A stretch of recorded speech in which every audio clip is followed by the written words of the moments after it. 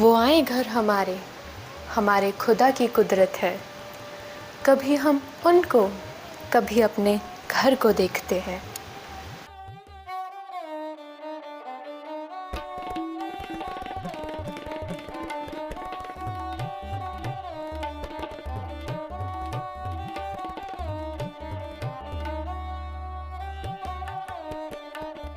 Hi everyone, welcome to my channel. I am Diya Sehrawat और आज मैं आपको लेके चल रही हूँ पुरानी दिल्ली के दिल में। This is the homes of one of the most historic poets, Ghalib, and this is Ghalib की हवेली, a place which is rooted in culture, poetry and stories of the past.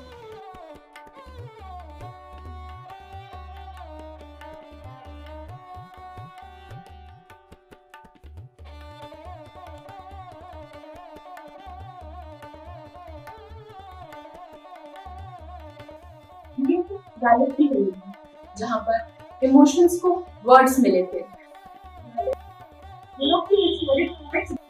उनकी शायरियाँ आज तक लोग सुनते हैं और उन्हें याद करते हैं।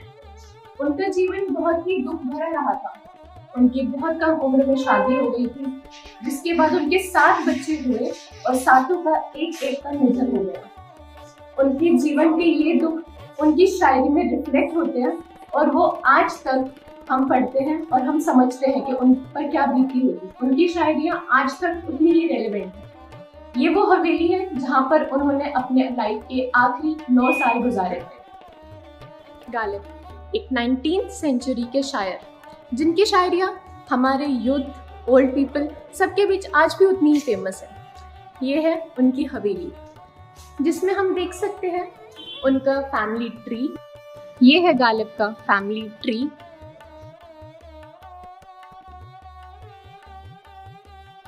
और ये उनकी हवेली। आइए देखते हैं गालिब की हवेली में क्या क्या है। सबसे पहले तो यहाँ पर मिसेस इंदिरा गांधी का एप्रिसिएशन लेटर है गालिब के लिए, जो उन्होंने दिया था।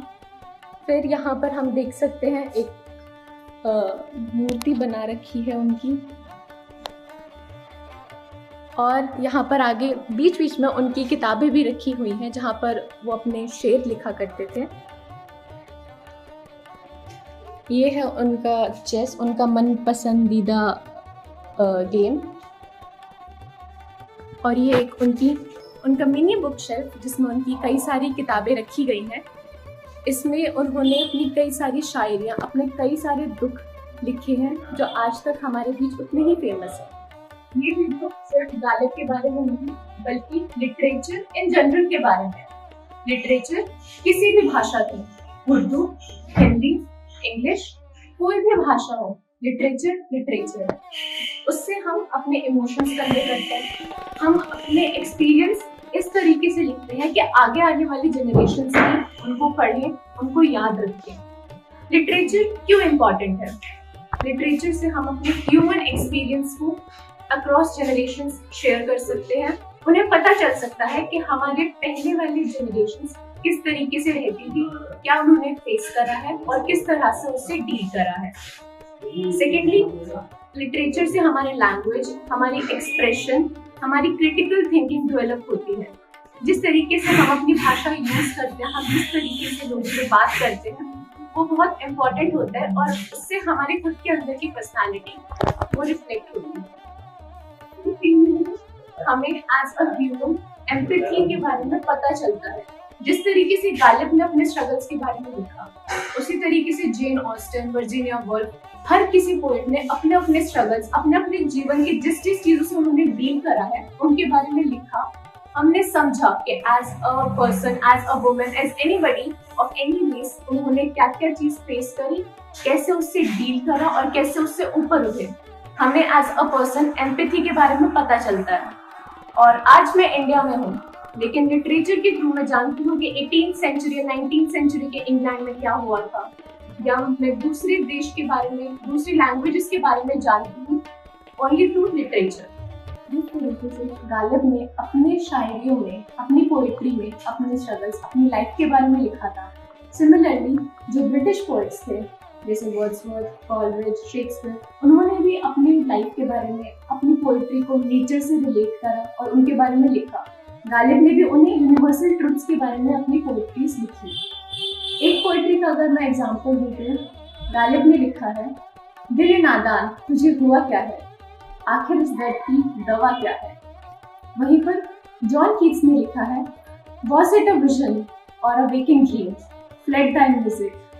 आगे का मैं भूल गई।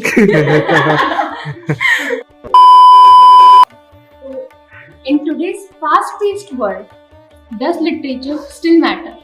आज की जो हमारी रील्स की और शॉर्ट वीडियोस की दुनिया है, उसमें लिटरेचर का स्टिल रेलेवेंट है? पर्सनली यस, लिटरेचर आज भी उतनी ही मायने रखती है जितनी पहले रखती थी, और इनफैक्ट आज के टाइम में इवन ज्यादा मैटर करती है। क्यों? क्योंकि आज जब हमारे पास इतनी ज्यादा इंफॉर्मेशन का ओवरलोड है, हमारे पास हर तरफ से इंफॉर्मेशन आ रही है, हमारे फोन, हमारे सोशल मीडिया, एवरीथिंग, तो उसमें हमें खुद ये चीजें फिल्टर आउट करनी है कि क्या हमारे लिए सही है, क्या हमारे लिए रेलेवेंट है, हमें किस चीज में अपना टाइम इन्वेस्ट करना चाहिए। इसलिए इस तरह की क्रिटिकल थिंकिंग एक लिटरेचर से डेवलप हो सकती है। दूसरी चीज है सेल्फ रिफ्लेक्शन। हम अपने आप को किस तरह से देखते हैं और किस तरह से दुनिया के सामने प्रेजेंट करते हैं। नाउ लिटरेचर के बारे में, लिटरेचर सिर्फ वो नहीं है कि बहुत ज्यादा कॉम्प्लिकेटेड लैंग्वेज होगी, पुरानी मोटी मोटी किताबें होंगी, बल्कि उनके पीछे का जो एसेंस है, उनके पीछे के जो इमोशंस है, जो सेल्फ रिफ्लेक्शन है, वो हमारे लिए बहुत मैटर करता है और आगे भी करेगा। जब तक लोग लिख रहे हैं, पढ़ रहे हैं, बोल रहे हैं, लिटरेचर तब तक रेलेवेंट है और रेलेवेंट रहेगा। ये भी गालिब की हवेली। गालिब की हवेली जिनकी दीवारों में हमारा इतिहास यानी हिस्ट्री है, हमारा कल्चर यानी कि संस्कृति है, और लिटरेचर यानी साहित्य है। ये हवेली की दीवारों में जो शायरियाँ लगी हैं, जो उन्होंने शायरियाँ लिखी हैं अपनी किताबों में, वो खोखली नहीं। उनमें जो इमोशंस हैं, जो 19वीं सेंचुरी में जो लिखे हुए इमोशंस हैं, वो आज तक हम वो पढ़ते आ रहे हैं और आज भी यूज करते हैं। आज भी गालिब हमारे बीच सबसे पॉपुलर शायर हैं। उनका यही रीजन है कि उन्होंने जो अपनी एसेंस थी, जो अपने इमोशंस थे, वो अपने वर्ड्स के थ्रू लिखा, और वो आज तक हम उन्हें पढ़ते हैं और याद करते हैं। Thank you so much for watching guys, this was me दिया सहरावत। आज मैं आपको लेकर आई बल्लीमारा मोहल्ले के गालिब की हवेली कासिम जान में। आपको कभी टाइम मिले तो आप भी आना यहाँ पर लिटरेचर को देखना, यहाँ की शायरियों को देखना, और यहाँ पर देखना किस तरह से एक एक चीज आपकी लाइफ को इन्फ्लुएंस करती है और इम्पैक्ट करती है। So if you like the video then do give it a like, share, subscribe. पसंद आए लाइक करो, पसंद नहीं आए टेस्ट चेंज करो।